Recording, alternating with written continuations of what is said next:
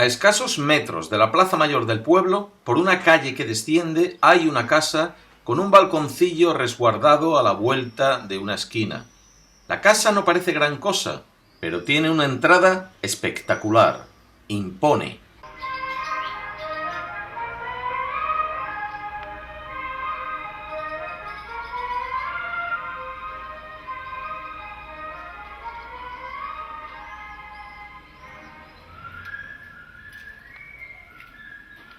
Ni siquiera la pachanga bulliciosa del vendedor ambulante de turno que se adentra hasta la plaza consigue perturbar la gravedad del entorno que rodea a esta entrada.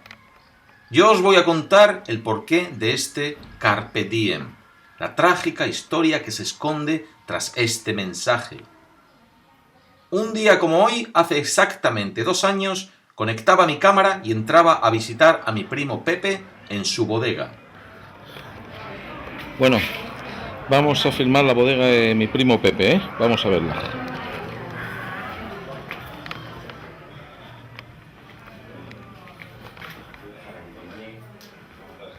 A ver, Pepe, ¿qué haces ahí abajo? A ver, este está bebiendo. Tú bebe. No te Aquí vayas. te dejo. No, hombre, os dejo que tenéis que.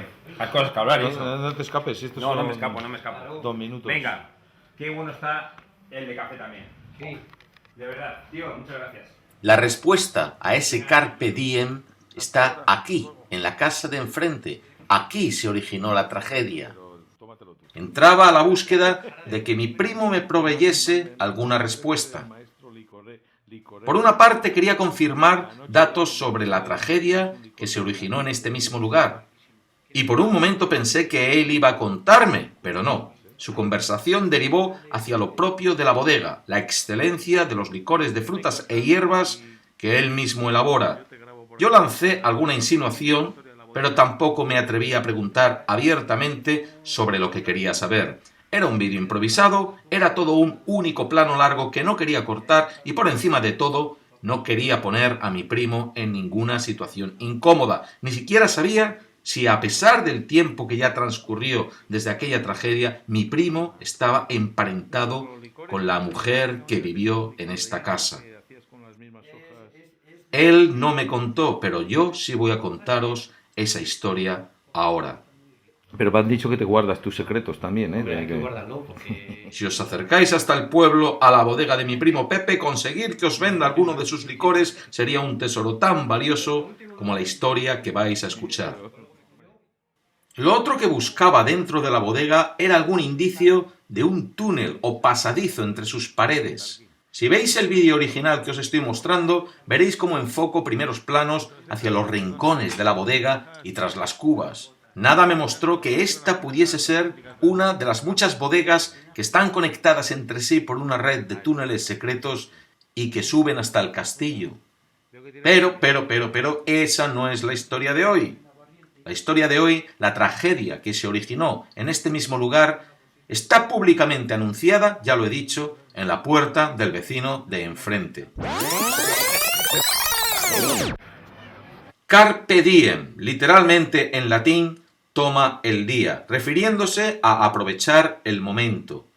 Carpe diem quam minimum credula postero, es lo que exactamente escribió el poeta romano Horacio en el verso que dio origen a esta expresión ya tópica. Pero si el poeta Horacio vivió en el siglo I a.C., ¿por qué el vecino que vivió en esta casa, y cuyo cartel ha sido tan maestramente renovado, escogió escribir siglo XVII junto a una cita mucho más antigua? La clave puede leerse en Wikipedia. El significado más profundo de Carpe Diem ha ido variando ligeramente durante los siglos. Wikipedia dice: durante el periodo de la Edad Media era entendido como vive el momento porque vas a morir pronto. Y más adelante añade, en la época barroca este tema se volvió a interpretar de la misma forma que en la Edad Media, pero con bastante más intensidad en cuanto a la muerte. ¿Cuándo fue esa época barroca? En el siglo XVII. Ese era exactamente el mensaje que el vecino de esta casa quiso comunicar a su vecino de enfrente. Vive el momento, porque vas a morir pronto. No es un consejo, sino una amenaza.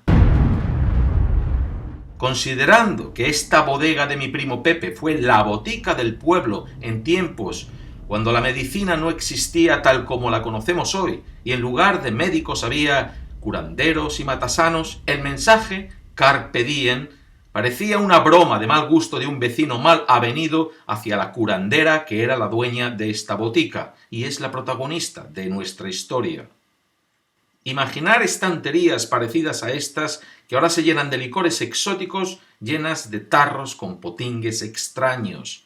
Ahora imaginar a cualquier paisano saliendo de la botica con algún remedio que la curandera acabase de venderle para aliviar sus molestias y encontrarse ese mensaje en la cara. Vive el momento porque vas a morir pronto. ¿Por qué este vecino le hacía tan mala publicidad a la boticaria? Lo que aún perdura hoy, renovado y embellecido como una obra artesanal, no era más que el intento de aquel vecino de denunciar a esta boticaria, de desearla mal, de intentar mostrar a todos que esta mujer era conocedora de alguna mala arte para convocar demonios, que ella era la causante de una gran tragedia. Y el vecino había escogido para su denuncia las mismas palabras con las que la boticaria había generado la tragedia. Carpe diem. Vive el momento porque vas a morir pronto.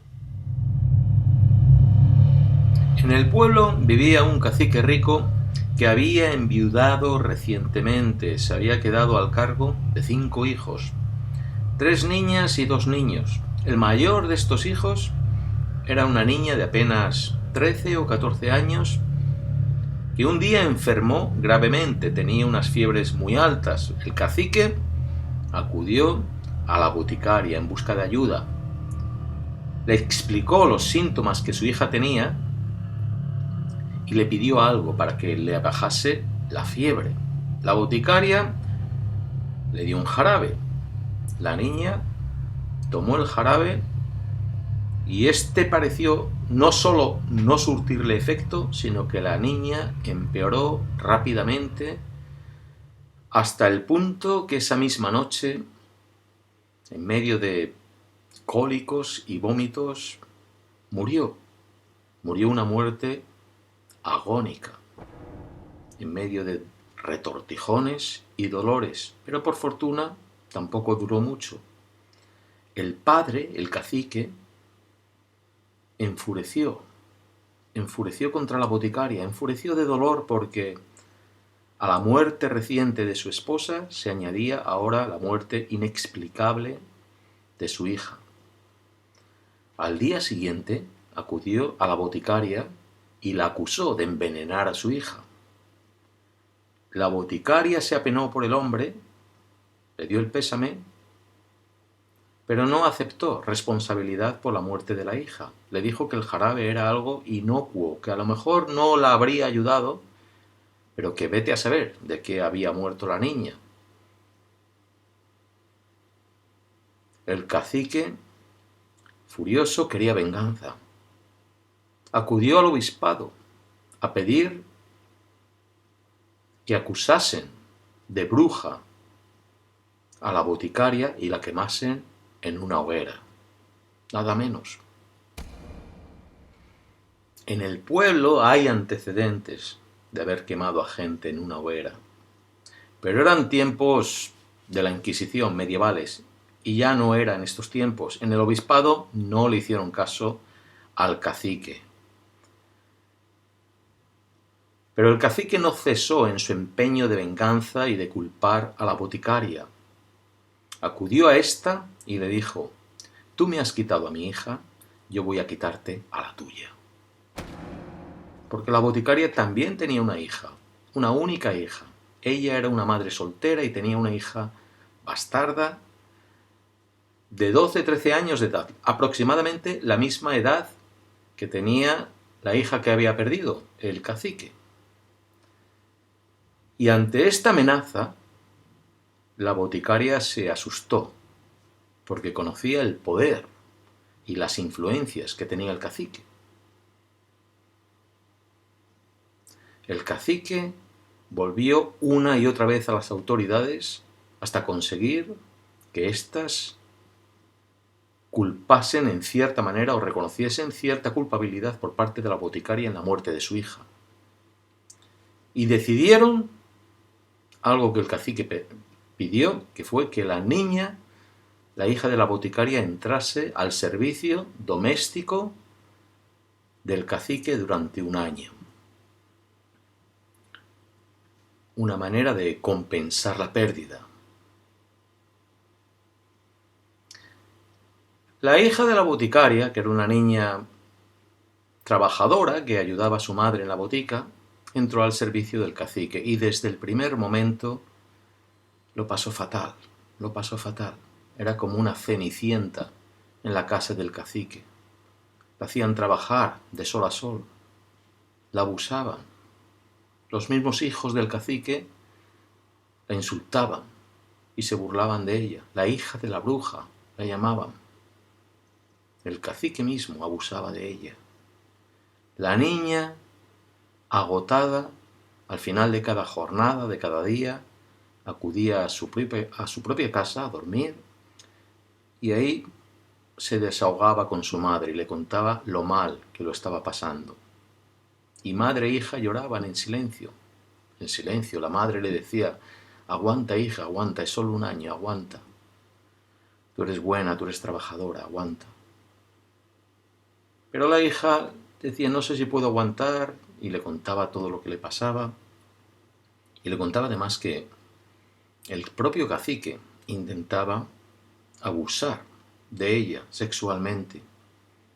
Le decía: mamá, este hombre se emborracha todos los días se bebe un cántaro de licor de cerezas y tan pronto como empieza a ponerse y emborracharse intenta tocarme, yo no me aparto de otros criados, intento estar siempre con gente, pero intenta hacerme cosas y no sé hasta dónde va a llegar, el hombre se emborracha. El cacique, según pasaban las semanas, consiguió que la niña se quedase a dormir en su casa, con la excusa de que tenía que trabajar hasta tarde y de que tenía que empezar a trabajar pronto. La forzó a dormir en su propia casa, como dormían otros criados. Arriba, en el desván, era espacioso, había catres y ahí siempre había algunos criados de la casa que dormían, incluso jornaleros de temporada que tenían que trabajar temprano, pues dormían. Era una casa grande de un hombre rico y dormían, y ahí dormía la niña, y la niña no quería, y la madre, la boticaria, fue al cacique a pedirle: por favor, por lo menos deja a mi niña que venga a casa y duerma conmigo. Y el cacique no quiso hacerle caso. Las autoridades habían decidido que era una sirvienta doméstica, que estaba a su servicio todo el año, y el cacique tenía el poder para obligarla. La niña estaba bien cuidada, estaba bien alimentada y tenía sus horas de sueño, o sea que la niña dormía en la casa del cacique. Y la madre, la boticaria, cada vez estaba más preocupada porque sabía de su hija y sabía que sin esos momentos, esas horas por la noche para estar juntas, para que la niña pudiese desahogarse, lo iba a pasar fatal. Y además sin saber hasta dónde podía llegar el abuso, los intentos de abuso sexual del cacique. Y nunca lo supo, nunca llegó a saberlo. Porque la niña tampoco aguantó mucho más. No habían pasado ni siquiera 5 meses cuando la niña, sin haber visto a su propia madre durante días, aún viviendo a pocas manzanas en el pueblo, decidió quitarse la vida. Nunca nadie supo hasta qué punto el cacique había consumado su abuso sexual, pero la niña decidió acabar con su vida y lo hizo de una manera sencilla y eficaz. Puso el atizador de la hoguera dentro de la lumbre, en la cocina, Ahí está el hogar, la hoguera con el puchero, y uno de los instrumentos de esa hoguera es el atizador, que es un hierro aproximadamente medio metro de longitud para atizar la hoguera, para mover los leños y colocarlos. Este es un hierro alargado y algún atizador, como es el caso, tiene una placa plana en un extremo, pues para empujar la ceniza, para recogerla. La niña dejó eso metido, un extremo, dentro de la propia lumbre de la hoguera. En media hora aquello era un hierro al vivo, un hierro candente. En una de sus últimas tareas del día, que era bajar a la cuadra a vaciar un orinal con los excrementos de los dos niños, cogió el hierro que había dejado candente al rojo vivo, y en la cuadra, entre los animales que tenía el cacique, tenía un buey, tal vez el único del pueblo, un animal fuerte para tirar de arados y carros. El buey estaba atado con una soga al cuello y con la otra parte de la soga estaba atada a una argolla. Desató la soga de la argolla, la tiró por encima de una viga de madera que había en el techo, y el otro cabo, el cabo suelto de la argolla, se lo ató a su propio cuello. Entonces levantó al buey, levantó al animal, y con el hierro todavía candente, el atizador de la hoguera, lo incrustó en la trasera del animal, como para marcarlo, como para marcar la res. El buey pegó un brinco hacia adelante, y con ese movimiento, la niña, que tenía el otro extremo de la soga atado al cuello, se alzó casi hasta el techo de la cuadra. Murió en el instante, ahorcada, no asfixiada, sino que su cuello se quebró como el de un pajarillo.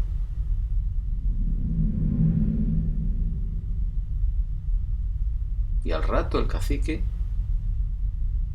comenzó a llamar a su criadilla. Fue en busca de ella, no la encontró.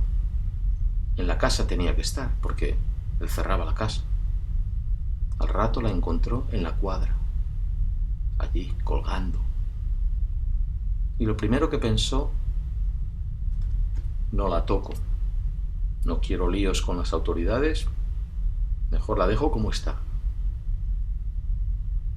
Y allí la dejó toda la noche, colgando, oscilando a los antojos del buey. Cuando movía el cuello, tiraba, como si fuese un embutido, colgando.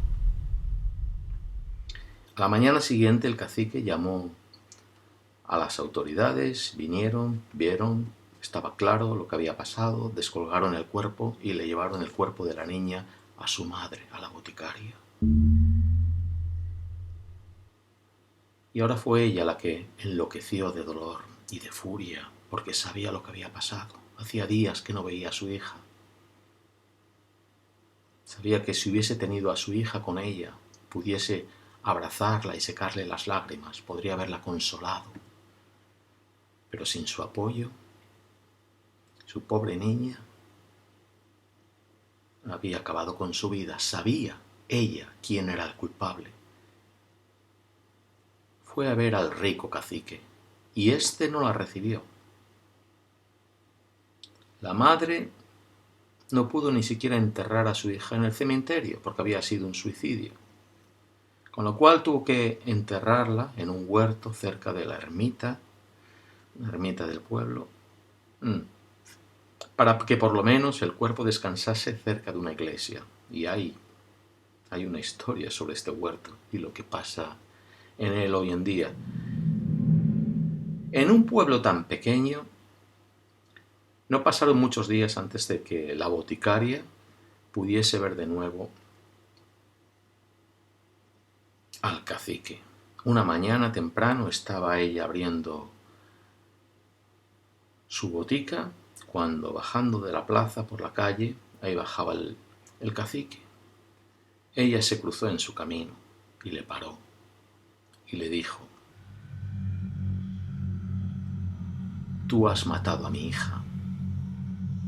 Yo te condeno. En una noche cualquiera como esta, a la misma hora que mi hija murió, 5 demonios deformes entrarán en tu casa y acabarán con tu estirpe. Quien tienes más cerca de ti será tu perdición. Tu propia sangre te condenará. «Apártate de mi camino, bruja», le dijo el cacique.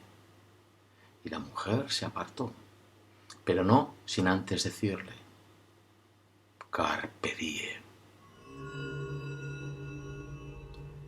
Estaban solos, no había nadie en la calle, pero cada una de estas palabras fue escuchada clara y diáfanamente por un testigo que estaba a menos de 10 metros de distancia, un par de metros sobre sus cabezas.